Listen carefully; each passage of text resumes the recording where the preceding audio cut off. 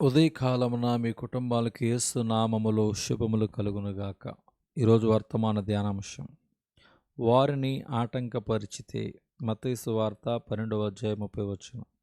నా పక్షమున ఉండువాడు, నా పక్షము ఉండనివాడు నాకు విరోధి, నాతో కలిసి సమకూర్చనివాడు చెదరగొట్టువాడు. ఒకనాడు మనమందరం న్యాయాధిపతి ఎదుట నిలబడవలసిందే. అది మంచిదైనా చెడ్డదైనా. మనం ఇహలోకములో చేసిన ప్రతి విషయాన్ని ఆయన క్షుణ్ణంగా పరిశీలించి తీర్పు తీరుస్తాడు. ఆయన తీర్పు తీర్చే సమయంలో ధనికులని, దరిద్రులని, చదువొచ్చిన వారని, చదువు రాని వారని ఏ భేదము ఉండదు. సువార్త సందేశాన్ని అంగీకరించి మాటలతో మాత్రమే గాక వారి క్రియల ద్వారా క్రీస్తు ఆదేశాలకి ఇష్టపూర్వకంగా లోబడిన వారు మాత్రమే నీతిమంతులుగా తేలుతారు. బెన్ పుట్నిటాఫ్ ప్రభు సంఘములో ఒక సభ్యుడు. తన దృష్టిలో ఆయన నీతిమంతుడు, మంచివాడు. ఆయన అబద్ధమానడు, ఇతరులను శపించడు, మద్యపానం మాటెత్తడు, భార్యను కొట్టడు, చుట్టూ బీడి త్రాగడు, ఆదాయం పన్ను అధికారులు అడుగక మునిపే చెల్లిస్తాడు. బైబిలు అధ్యయన తరగతులకు, దైవారాధనలకు క్రమంగా హాజరవుతాడు.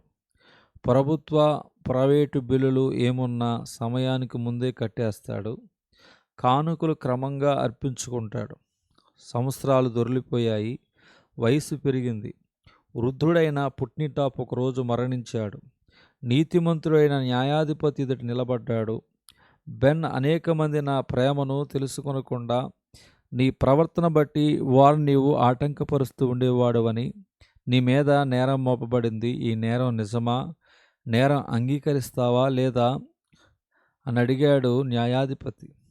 దేవుని దగ్గరకు వచ్చేవారిని ఎవరిని ఎన్నడూ నేను ఆటంకపరచలేదు గనుక నేరస్తుడును కాను అన్నాడు బెన్. లేదు, నువ్వు ఆటంకపరిచావు. నువ్వు నీ ఇంటిలో ఆత్మీయుడివై నీ సంఘములో భక్తిపరునిగా కనిపించవచ్చు. సంఘములో నువ్వు కలిగి ఉన్న బాధ్యతను బట్టి నిన్ను నీవు నియంత్రించుకొనొచ్చు, ఆత్మీయతను కనబరిచావు, అది రుజువయ్యింది. కానీ ఆఫీసులో నీ ప్రవర్తన, నువ్వు మాట్లాడే విధానం, నీ వైఖరి, ఇవన్నీ చాలా ఇబ్బందికరంగా ఉండేవి. నీ బుద్ధి చాలా సంకుచితమైంది. నీ జీవిత విధానం సరిగా లేనందువల్ల చాలామంది క్రీస్తును అంగీకరించడానికి వెనకంజి వేశారు. ఈ లెక్క చొప్పున నీవు వారిని క్రీస్తును అంగీకరించడానికి ఆటంకపరిచిన వాడవవుతున్నావు. నీ మూలానే నేను క్రీస్తును నా రక్షకునిగా అంగీకరించలేదని అంత్య తీర్పు దినాన ఎవ్వరూ చెప్పకూడదు కదా అని తీర్పు చెప్పాడు. స్నేహితుడా, నీ జీవిత విధానాన్ని బట్టి, నీ సాక్ష్యాన్ని బట్టి నువ్వు ఇతరులను క్రీస్తునొద్దకు నడిపిస్తున్నావా, నడిపించగలుగుతున్నావా? ఒక్కరినైనా ఆలయానికి ఆహ్వానిస్తున్నావా? లేక నీవు పలుకుతూ ఉన్న చెడ్డ మాటలు, చేస్తున్న చెడ్డ క్రియల మూలాన వారిని ఆటంకపరుస్తున్నావా? ఆ మాటకొస్తే నీ జీవితమే ఒక అడ్డుబండగా ఉండి వారిని బెదరగొడుతుందా?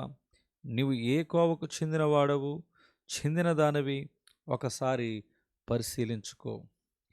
ఈరోజు ఉదయకాలంలో వాక్యం మీ కుటుంబాలని, మీ జీవితాలని దేవుడు దీవించునుగాక. ఆమేన్.